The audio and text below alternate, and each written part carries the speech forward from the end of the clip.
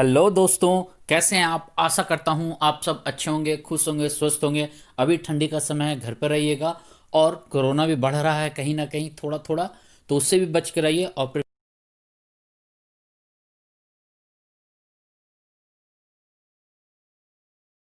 Paper two में मैं आप लोगों को करवा रहा हूँ सोशल स्टडी का प्रीवियस ईयर। तो मेरे पास जो भी प्रैक्टिस सेट है वो है फरवरी 2015 का। बुकलेट नंबर जो मेरे पास है वो है ई। हमने 20 से 20 दो क्वेश्चन, दो सीरीज में 40 क्वेश्चन कर लिया है। आज सोशल स्टडी का मतलब सामाजिक अध्ययन का पेडागोजी आज हम लोग करेंगे, ठीक है। तो वो 20 क्वेश्चन है, तो वीडियो को पूरा देखिएगा, स्किप मत करिएगा, क्योंकि मैं बीच में कुछ भी समझाता चला जाता हूँ ऑप्शन के अकॉर्डिंग, या फिर कुछ एक्स्ट्रा मिलता है दिमाग में क्वेश्चन के अकॉर्डिंग आता है, तब मैं उसे बताता चला जाता हूँ। इसलिए वीडियो को स्किप मत करिएगा, ये रिक्वेस्ट आप लोगों से। तो चलिए, मैं कुश कुमार स्वागत करता हूँ आप लोगों का आपी के इस यूट्यूब चैनल में, जिसका नाम है IQ अड्डा एंड इजी लर्निंग।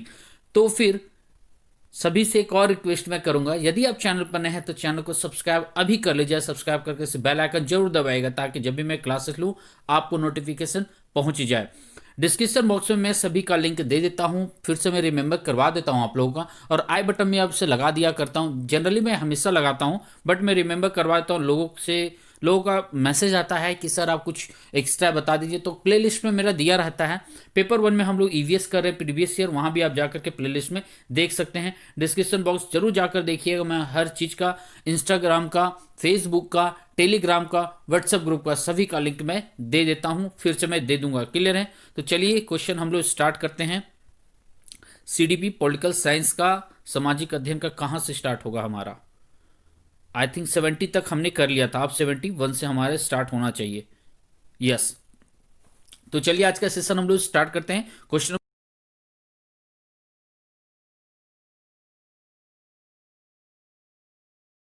जी, कौन सा कलर आ गया? चलिए कोई बात नहीं, कलर भी ठीक है। चलिए तो आज का पहला सवाल हम लोग लेते हैं।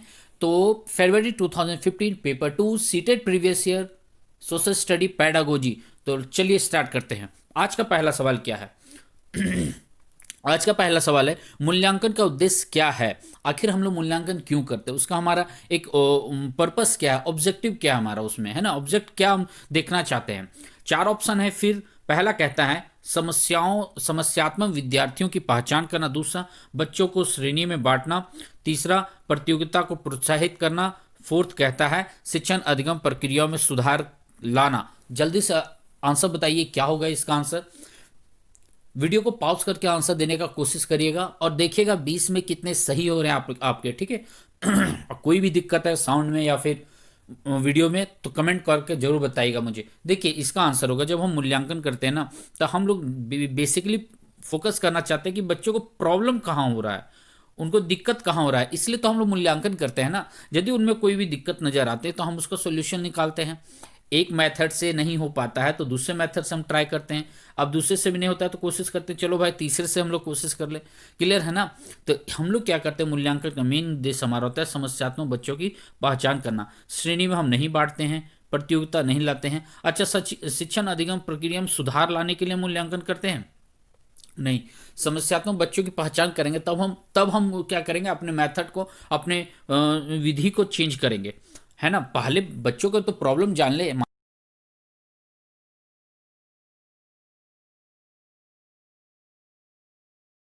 5 बच्चे ने नहीं गेन कर पाया, तब हम पहचान करेंगे, तब हम दूसरे मेथड की ओर चलेंगे। क्लियर है? आगे चलते हैं। क्वेश्चन नंबर 72 क्या कहता है? यहां कह रहा है सामाजिक विज्ञान के शिक्षण में ऐतिहासिक फिल्में उपयोगी है। अब ऐतिहासिक फिल्में उपयोगी है मतलब टीचिंग लर्निंग मटेरियल के पॉइंट ऑफ व्यू से क्या होगा इसका ऑप्शन, सॉरी इसका आंसर क्या होगा? चार ऑप्शन दिया हुआ है। पहला कहता है व्यक्तिगत समस्याओं पर ध्यान केंद्रित करना। दूसरा कहता है इतिहास को कल्पित कथा के रूप में चित्रित करने में। तीसरा कह रहा है एक विशेष सामाजिक संरचना के विभिन्न आयामों का सजीव चित्रण करने के लिए। और फोर्थ कह रहा है एक अच्छा मनोरंजन प्रस्तुत करने के लिए। जल्दी से बताइए क्या होगा इसका आंसर। हम ऐतिहासिक फिल्में क्यों दिखाते हैं? देखिए, ऐतिहासिक फिल्में हम लोग क्या दिखाते हैं, हम एक तरीके से इतिहास को तो हम एक कल्पना के लिए हम प्रस्तुत करते हैं, लेकिन उससे क्या होता है, हम समाज के विभिन्न आयामों के बारे में तो अध्ययन करते हैं ना। उनके बारे में क्या क्या विशेषताएं हैं, उनको हम प्रैक्टिकल बिहेवियर लाने का कोशिश करते हैं। आप 3D मूवीज वगैरह आते हैं। कल रात ही मैं देख रहा था, वो लायन किंग देख रहा था, पूरा लग रहा था सच में वो हकीकत में वो लायन बोल रहा है ना। तो क्या करता है, हम उसके बारे में सजीव चित्रण देने का, प्रस्तुत करने का कोशिश करते हैं। उनके आयामों को, अलग अलग आयामों को जानने के बच्चे इच्छुक भी रहते हैं, तो उनको हम फिल्मों के द्वारा बता सकते हैं, समझा सकते हैं। क्लियर है? चलिए, अब मान लीजिए कोई मुंबई में नहीं रहता है, तो मुंबई के बारे में हम वीडियो दिखा देंगे उनको, तो वो समझ पाएंगे, हाँ ये ताज ताज होटल ऐसा है, ओबेरॉय होटल ऐसा है। बात समझ रहे हैं ना? चलिए आगे चलते हैं। 73 क्या कहता है? 73 कह रहा है सामाजिक विज्ञान की पाठ्य पुस्तकों के प्रति क्या दृष्टिकोण होना चाहिए।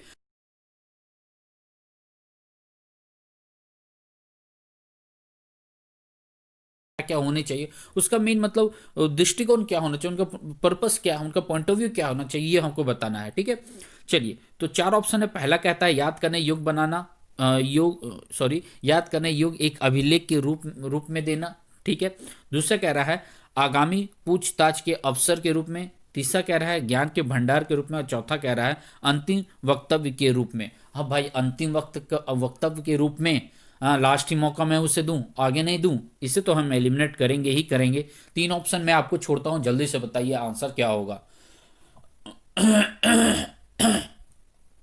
देखिए, इसका आंसर होना चाहिए, हम उसे आने वाले कंटेंट, आने वाले टॉपिक के साथ रिलेट करेगा। अब वो टॉपिक को रिलेट करेगा तो वो बच्चे क्या करें, सवाल भी पुटअप करेंगे, पूछेंगे उस पर। तो क्या उनको अवसर देने का हम मौका जितना देंगे, अपॉर्चुनिटी उसको जितना देंगे बच्चे को, वो बेहतर होगा हमारा रिजल्ट और बच्चों का ज्ञान भी। क्लियर है? वातावरण भी अच्छा बनेगा क्लास का। आगे चलते हैं। 74 क्या कहता है? 74 यहाँ कहता है तवा मत्स्य संघ मछुआरों की सहकारी समितियों का एक संघ है जो जंगलों से विस्थापित निवासियों के अधिकारों के लिए लड़ रहा है। किस राज्य में है? अब तवा मत्स्य संघ के बारे में आपने पढ़ा होगा। तवा मत्स्य संघ क्या हुआ था? मध्य प्रदेश में। अच्छा, मैंने आंसर बता रहा हूँ, ठीक, चलो मैंने आंसर बता ही दिया। पहला ऑप्शन है उत्तराखंड, दूसरा आंसर है छत्तीसगढ़, तीसरा है झारखंड और चौथा है यहाँ पर मध्य प्रदेश। तो इसका आंसर होगा मध्य प्रदेश। देखिए क्या है मध्य प्रदेश में। मध्य प्रदेश में मछुआरों का एक ग्रुप होता था जहाँ पर नदियों के किनारे वो लोग मछली पालन किया करते थे। लेकिन धीरे धीरे उद्योग बढ़ना शुरू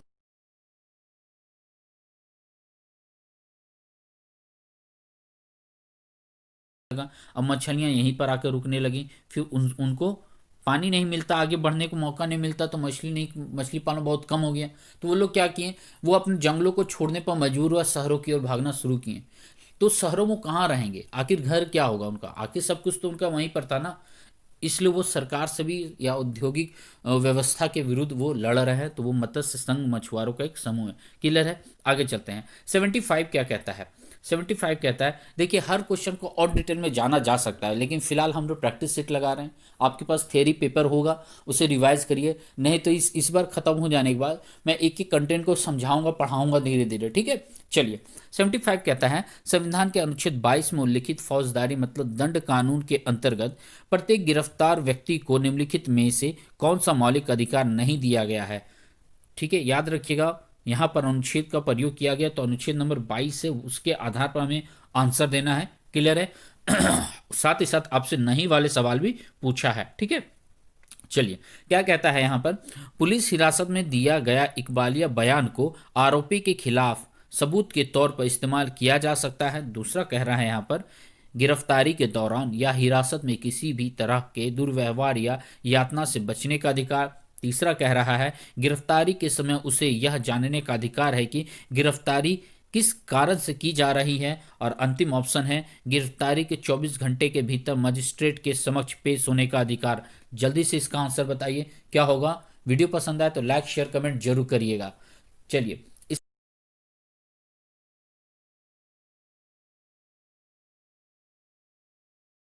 देखें कौन से बात आते हैं। तो गिरफ्तारी के दौरान और दुर्व्यवहार से बचने का अधिकार देता है। तीसरा कह रहा है कि किस लिए उसे आप गिरफ्तार करें उसकी जानकारी वो ले सकता है। फोर्थ भी कह रहा है 24 घंटे के अंदर उसे मजिस्ट्रेट के समक्ष पेश भी करना है। लेकिन ये ऑप्शन हमारा सही नहीं है, इसलिए हमसे नहीं के लिए पूछा है, तो ये ऑप्शन ए जाएगा। क्लियर है? हम सबूत के तौर पर उसे बयान नहीं, हो सके तो कोई गलत भी बयान दे सकता है, हम उसका सबूत कैसे इकट्ठा कर लें, इसलिए संविधान हमारा ये अधिकार नहीं देता है। आगे चलते हैं। विधानसभा के सदस्य कौन है भाई? लोगों या जनता द्वारा चुने जाते हैं, राज्यपाल द्वारा नियुक्त किए जाते हैं, प्रधानमंत्री द्वारा नियुक्त किए जाते हैं, फोर्थ है मुख्यमंत्री द्वारा नियुक्त किए जाते हैं। जल्दी से इसका आंसर बताइए क्या होगा इसका आंसर। अरे भाई, विधानसभा लोगों द्वारा चुने जाते हैं ना, क्लियर है ना। आगे चलते हैं। गठबंधन से अभिप्राय है। देखिए गठबंधन का जो चैप्टर है ना, मैंने नोटिस किया है क्लास 9 या क्लास 10 का पॉलिटिकल साइंस में पावर शेयरिंग चैप्टर है। इतना सुंदर समझाया है, आप एक बारी जाके सिर्फ रीडिंग मार करके आ जाओ, एक बारी आप मार के आओ, पूरा क्लियर आ जाएगा उसमें। समझे ना। तो वहाँ पर एक अलग माहौल से समझाया गया है। देखिए है तो पहले वाले क्लास में, लेकिन वहाँ क्या है कि एक स्टैंडर्ड से एक्सप्लेन किया गया है, क्योंकि वहाँ पर बच्चे बड़े हुए थे तो थोड़ा और ब्रीफली समझाया गया है कि इमेजिनरी चीज़ को डालने का प्रयास किया गया कंटेंट में, ठीक है ना। चलिए अब बोल रहा है गठबंधन सरकार से अभिप्राय है। पहला कह रहा है चुनाव के बाद किसी भी दल को स्पष्ट बहुमत न मिलने की स्थिति में दो या दो से अधिक राजनीतिक दलों के बीच सत्ता की साझेदारी। दूसरा कह रहा है राज्य सरकार तथा पंचायती राज संस्थानों के बीच सत्ता की साझेदारी। तीसरा कह रहा है केंद्र व राज्य सरकार के बीच सत्ता।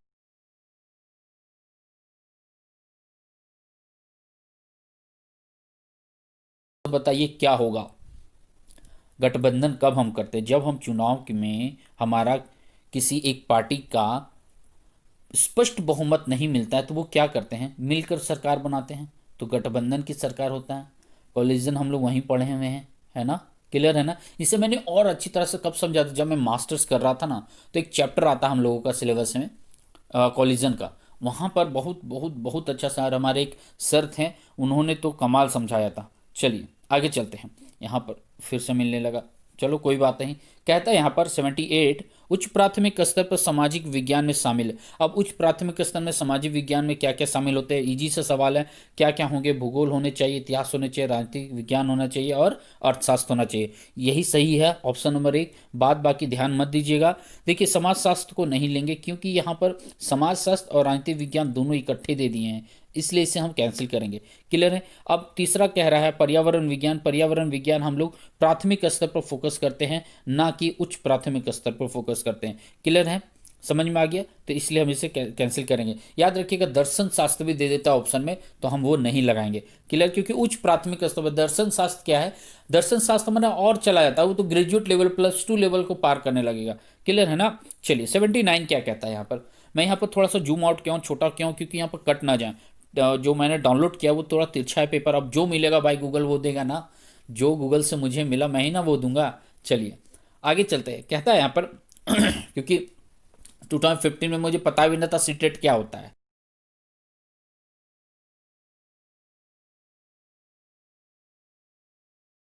मांग लेता। चलिए आगे चलते। कह रहा है सामाजिक विज्ञान शिक्षण का आधार पत्र किस पर बल देता है। अब सामाजिक विज्ञान का शिक्षण का आधार पत्र है वो किस पर बल देता है, ये सवाल है। पहला कह रहा है विभिन्न मतों का सम्मान करना एवं विभिन्न तथा विचारों व एक मिनट, विभिन्न मतों का सम्मान करना तथा विचारों व अभ्यासों का परीक्षण करना। दूसरा कह रहा है सामाजिक पदानुक्रमों को स्वीकार करना। तीसरा कह रहा है पाठ्य पुस्तकों का प्रयोग अधिक करना। और फोर्थ कह रहा है याद करने को प्रोत्साहित करना। मैंने चश्मा नहीं पहना इसलिए मुझे दिक्कत हो जाता है। चलिए कोई बात नहीं, पता नहीं कहाँ मैं रख देता हूँ, ये बहुत बड़ा भुलक्कड़ हूँ मैं इस मामले में। चलिए क्या कह रहा है 79 का आंसर क्या होना चाहिए। 79 का आंसर होना चाहिए, जब हम शिक्षण का बात करें ना सामाजिक शिक्षण में, तो उसमें किस पर बल देंगे, तो हम क्या करेंगे सम्मान की बात करेंगे। जितने भी विभिन्न आयाम हमारे दिए हुए मत दिए हुए हम सभी को एक एक एक मतलब एक लेवल पर बांटेंगे, किसी को ऊपर नीचे हम नहीं करेंगे। अब बाद बाकी ऑप्शन क्या कह रहा है, बाद बाकी सारे ऑप्शन देखो याद करवाने को है ना, पाठ्य पुस्तकों का प्रयोग प्रयोग तो भाई आप कर ही रहे हैं ना, लेकिन हमें फोकस क्या बेस्ट ऑप्शन देखना है ना। सामाजिक पदानुक्रमों को स्वीकार, जो समाज में चलते आ रहे रूढ़िवादी भावना हम उसको अपना लेंगे। थोड़ा मॉडर्न भी नहीं बनेंगे हम, अपने अधिकार में जो बोल रहे हैं महिलाओं को बोलेंगे पर्दा के नीचे रहना है, आपको पीछे रहना है, उसी तरह रहोगे क्या, नहीं ना, हम ऐसा नहीं करेंगे। क्लियर है। तो ऑप्शन ए बेस्ट जा रहा था। 80 क्या कहता है, कह रहा है यहाँ पर सामाजिक विज्ञान की पाठ्य पुस्तकों में मानचित्र और आरेखों का प्रयोग प्रासंगिक है क्योंकि। देखिए मानचित्र में हम लोग आरेख वगैरह को क्यों शामिल किए गए हैं, ठीक है, ये सवाल आपसे। पहला ऑप्शन कह रहे हैं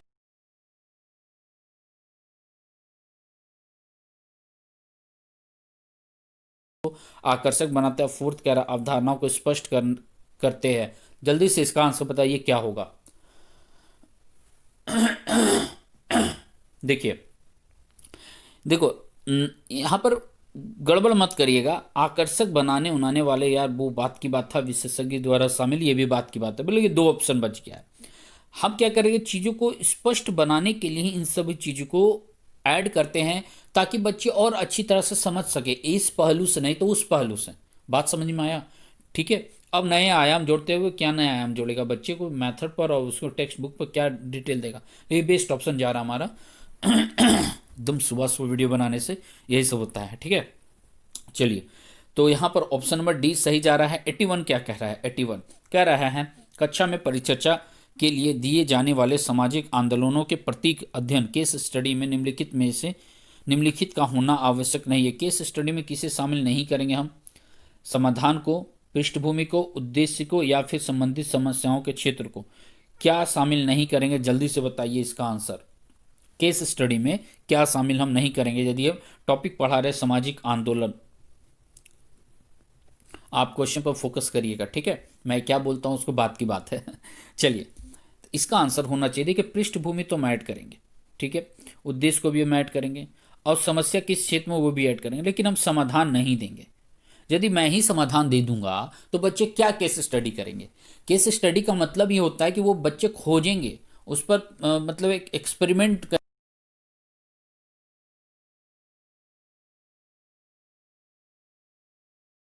समाधान तुरंत नहीं देते केस स्टडी में। क्लियर है? आगे चलते हैं। कह रहा है यहाँ पर 82, कहता है यहाँ पर कक्षा 8 के विद्यार्थियों को मानव संसाधन के अध्यापन के समय आप विद्यार्थी में किस मुख्य संदेश को विकसित करना चाहेंगे? अब बता रहा, मानव संसाधन एक टॉपिक पर आप पढ़ा रहे हैं तो उसे क्या, कौन से मुख्य संदेश को, संदेश मतलब समझ रहे हो ना, मतलब क्या बताना चाह रहे हैं इसके द्वारा, क्या संदेश देना चाह रहे हैं बच्चे को, तो उसको क्या ऐड करेंगे हम? तो पहला कह रहा है संसाधनों के रूप में लोगों का महत्व, दूसरा कह रहा है मानवों के द्वारा संसाधन का उपयोग, तीसरा कह रहा है जनसंख्या का वितरण, फोर्थ कह रहा है भौतिक संसाधनों का महत्व। जल्दी से इसका आंसर बताइए क्या होगा? जल्दी से इसका आंसर बताइए क्या होगा? देखिए, मानव संसाधन के अध्यापन में हम मुख्य संदेश क्या देना चाहेंगे? हम देंगे संसाधन के मानवों द्वारा संसाधनों का उपयोग, या फिर देखिए दो ऑप्शन तो कैंसिल हो गया, 3 और 4 बच गया हमारे पास कौन सा? एक और दो। संसाधन के रूप में लोगों का महत्व के रूप में, और दूसरा कह रहा मानवों द्वारा संसाधनों का उपयोग। बेस्ट ऑप्शन जा रहा है संसाधनों के रूप में लोगों का महत्व। हम खुद इंसान एक क्या संसाधन है? बात समझ में आ रहा? हम एक रिसोर्स है। कोई भी काम करने के द्वारा हमारे हाथ पैर, हमारे दिमाग, हमारे इंद्रियां सब काम करते हैं ना, तो हम खुद एक संसाधन है। तो मानव के रूप में हम एक क्या है? एक संसाधन है। बात समझ में आया? ठीक है। अब टॉपिक, अब प्रश्न के आधार पर बल दीजिएगा और चीज को,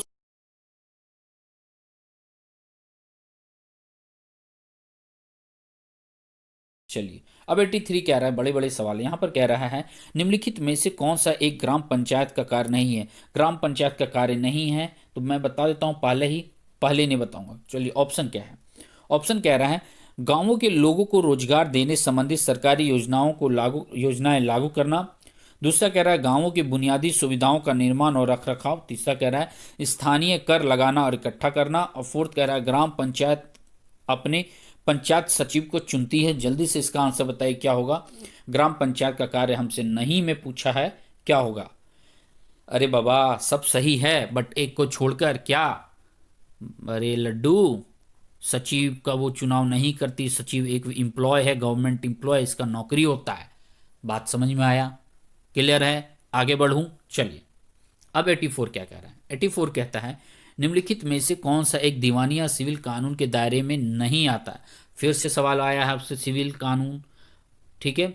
चलिए, अब नहीं में पूछा है तो ऑप्शन कह रहा है जमीन को बेचने से संबंधित विवाद, दूसरा कह रहा है दहेज के लिए महिलाओं को परेशान करना, तीसरा कह रहा है तलाक का केस फाइल करना, फोर्थ कह रहा है बच्चों को रखने का दावा करना। जल्दी से इसका आंसर बताइए क्या होगा? देखिए, यहाँ पर दीवानी या सिविल बोला गया है ना। सिविल का मतलब ये होता है सिटीजन्स, हम लोगों के, तो हम लोगों से संबंधित डायरेक्ट नहीं होना चाहिए। तो यहाँ पर जो दहेज का मामला है ना, वो एक तरीके से क्या धन के अंतर्गत आता है, व्यक्तिगत नहीं है वो, ठीक है। जबकि जमीन क्या आपका व्यक्तिगत हो सकता है।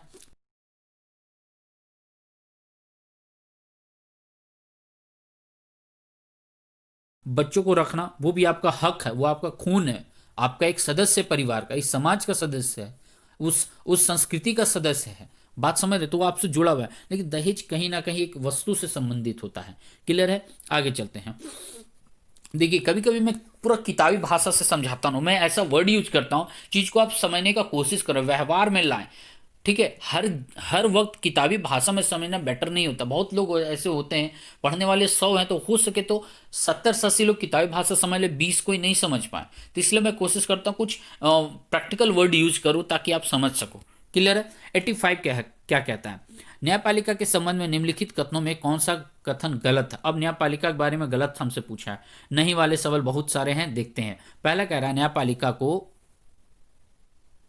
यहां पर पहला कह रहा है न्यायपालिका को संसद द्वारा पारित किए गए कानून को रद्द करने का अधिकार है। दूसरा कह रहा है न्यायिक व्यवस्था नागरिकों तथा नागरिकों व सरकारों के बीच पैदा होने वाले विवादों को हल करने की क्रियाविधि उपलब्ध कराती है, परंतु दो राज्य सरकारों के बीच नहीं। तीसरा कह रहा है न्यायपालिका के कार्य क्षेत्र में विधायकों और कार्यपालिका हस्तक्षेप नहीं कर सकती। फोर्थ कह रहा है यह न्याय नागरिकों के मौलिक अधिकारों की सुरक्षा करने में महत्वपूर्ण भूमिका निभाती है। इसका आंसर बताइए क्या होगा।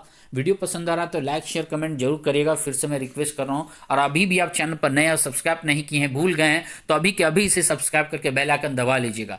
ठीक है, ताकि मैं जब भी क्लासेस लूँ आप तक नोटिफिकेशन चला जाए। चलिए ऐसे में ग्रुप में बता देता हूँ कब क्लास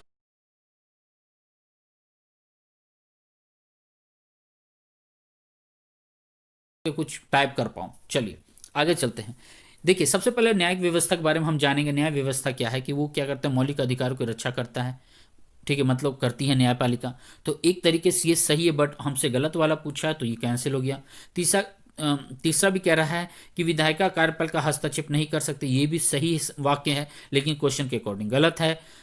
पहला भी कह रहा है यहाँ पर न्यायपालिका को संसद द्वारा पारित कानून को रद्द करने का अधिकार है। हाँ, न्यायपालिका यदि ऐसा लगता है न्यायपालिका को कि ये मौलिक अधिकार के उल्लंघन है, कानून के विरुद्ध है, तो वो बोलेगी संसद को कि ये आप गलत कर रहे हो। क्लियर है। लेकिन यहाँ दूसरा भी सही है, लेकिन लास्ट में कुछ एक वर्ड ऐड कर दिया गया, दो राज्यों के बीच नहीं। अरे भाई, दो राज्यों के बीच भी वो विवाद को सुलझाती है। जैसा कि आपको पता हो कृष्ण राजा सागर बांध में एक विवाद चल रहा है तमिलनाडु का। ठीक है, अब क्या है आप बताइए कमेंट बॉक्स में, होमवर्क रहा आपका।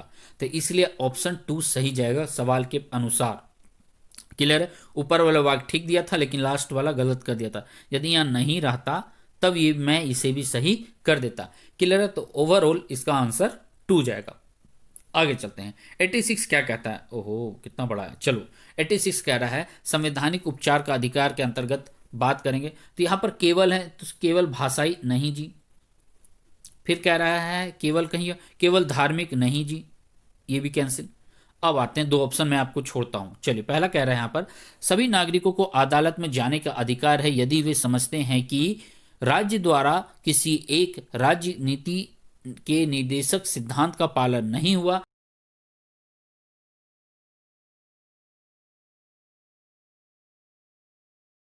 मौलिक अधिकार का उल्लंघन हुआ है तो वह अदालत में जा सकता है। इसका आंसर क्या होगा। देखिए ऑप्शन नंबर 2 जो यहां पर है, ऑप्शन नंबर 2 ये कहीं ना कहीं सही है, लेकिन आखिर में दे दिया गया राज्य के नीति निर्देशक सिद्धांत। याद रखिएगा राज्य के नीति निर्देशक सिद्धांत वाद योग नहीं है, उसे कानून में चैलेंज नहीं कर सकते हम न्यायपालिका, जबकि मौलिक अधिकार को हम चैलेंज कर सकते हैं। तो ऑप्शन के अकॉर्डिंग ऑप्शन नंबर 3 जा रहा है, क्योंकि संवैधानिक उपचारों का अधिकार पूछा गया है। आर्टिकल नंबर 32 आता है जिसके अंतर्गत 5 रीट हैं। आर्टिकल नंबर 32 सुप्रीम कोर्ट देखती है, और आर्टिकल नंबर 226 जो है वो हाई कोर्ट देखती है, वो भी रीट से संबंधित या संवैधानिक उपचारों के अधिकार से संबंधित है। क्लियर है। तो ऑप्शन नंबर हमारा 3 सही जाएगा। यदि किसी को लगता है कि उसके मौलिक अधिकार का उल्लंघन हो रहा है तो वो न्यायपालिका में जा सकता है, अदालत में जा सकता है या सकती है। क्लियर है। आगे चलते हैं। क्वेश्चन नंबर 87 क्या कहता है।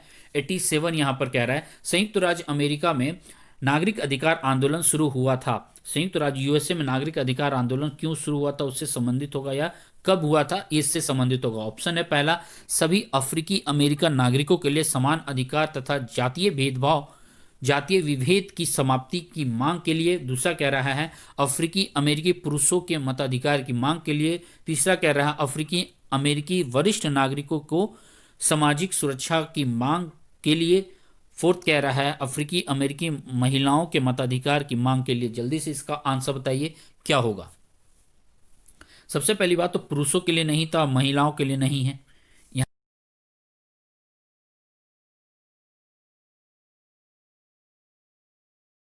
हमारा ऑप्शन नंबर 1 में जा रहा है। ठीक है, तो ये सारे लोग इसमें शामिल थे। सभी अफ्रीकी और अमेरिकन नागरिकों के लिए समान अधिकार और जातीय भेदभाव को समाप्त करने के लिए ही अमेरिकी अधिकार आंदोलन चला था। नागरिक अधिकार आंदोलन अमेरिका में चला था। मार्टिन लूथर जूनियर इसमें एक्टिव हुए थे, उसको लीडर बने थे।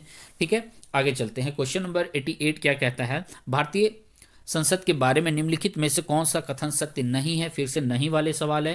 कह रहा है यहाँ पर, पहला कह रहा है वित्त से संबंधित मामलों में संसद की मंजूरी सरकार के लिए महत्वपूर्ण नहीं होती। दूसरा कह रहा है जब संसद का सत्र चल रहा होता है तो उसमें सबसे पहले प्रश्नकाल होता है। तीसरा कह रहा है भारतीय संसद के 3 अंग हैं, राष्ट्रपति, राज्यसभा, लोकसभा। और फोर्थ कह रहा है हमारी व्यवस्था में संसद के पास महत्वपूर्ण शक्तियां हैं क्योंकि यह जनता का प्रतिनिधित्व करती है। इसका आंसर क्या होगा। हमसे पूछा है भारतीय संसद का के बारे में नहीं वाले सवाल, जो नहीं है। ठीक है, सबसे पहली बात तो ये व्यवस्था सही है कि ये जनता का प्रतिनिधित्व करे, तो ये कहीं ना कहीं सही है, बट प्रश्न के अनुसार ये गलत होगा। 3 अंग भी होते हैं, ये भी सही है, लेकिन प्रश्न के आधार पर ये भी गलत होगा। तीसरा कह रहा है, दूसरा ऑप्शन है पहला काल भी प्रश्न काल होता है, ये भी सही है, बट प्रश्न के अनुसार ये भी गलत है। तो नहीं होगा हमें क्या, वित्त से संबंधित मामलों में संसद की मंजूरी सरकार के लिए महत्वपूर्ण नहीं होती है। यहाँ नहीं ऐड कर दिया, इसलिए ये गलत हो गया है, अर्थात ऑप्शन नंबर 1 सही है। आगे चलते हैं। 89 क्या कहता है, कह रहा है सामाजिक विज्ञान पढ़ाते समय एक शिक्षक का प्रयास होना चाहिए। एक शिक्षक क्या करेगा जब वो सोशल साइंस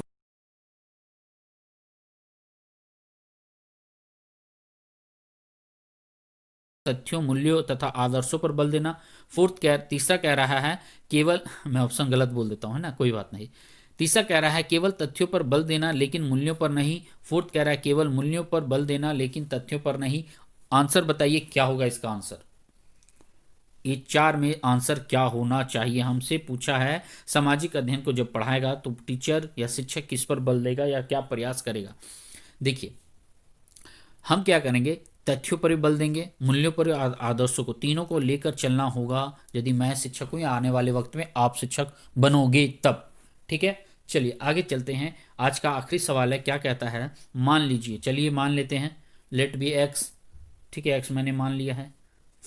चलो, कह रहा है मान लीजिए सामाजिक विज्ञान की प्रस्तावित पाठ्य पुस्तक विद्यार्थियों के लिए कठिन है, आप क्या करेंगे। मान लीजिए, कह रहा है, कंडीशन दिया हुआ है, प्रेजेंस ऑफ माइंड अब लगाना है आपको, कि कोई बुक है वो बच्चों के अकॉर्डिंग नहीं जाए, उसके लेवल के अकॉर्डिंग नहीं है, तब आप क्या करोगे एज ए टीचर, आप क्या करोगे। पहला कह रहा है यहाँ पर विभिन्न प्रकार की पूरक सामग्रियां प्रदान करेंगे। दूसरा कह रहा है प्रत्येक पाठ का संक्षिप्त विवरण लिखवाएंगे। तीसरा कह रहा है प्रश्न उत्तर तकनीक का प्रयोग करेंगे। और फोर्थ कह रहा है रटकर सीखने पर बल देंगे। जल्दी से आंसर बताइए क्या होगा। देखिए, यहाँ पर सप्लीमेंट्री एक वर्ड ऐड किया हुआ, ये बहुत स्ट्रॉन्ग वर्ड है, तो इसलिए इसका आंसर क्या जाएगा, ऑप्शन नंबर 1, विभिन्न प्रकार के पूरक सामग्रियां प्रदान करेंगे। इससे क्या होगा, बच्चे चीज़ों को समझ पाएंगे, व्यवहार में ला पाएंगे। हम भाई रट कर याद करवाएंगे, गलत बात है, लिखवा देंगे सीधा, ये भी गलत बात है।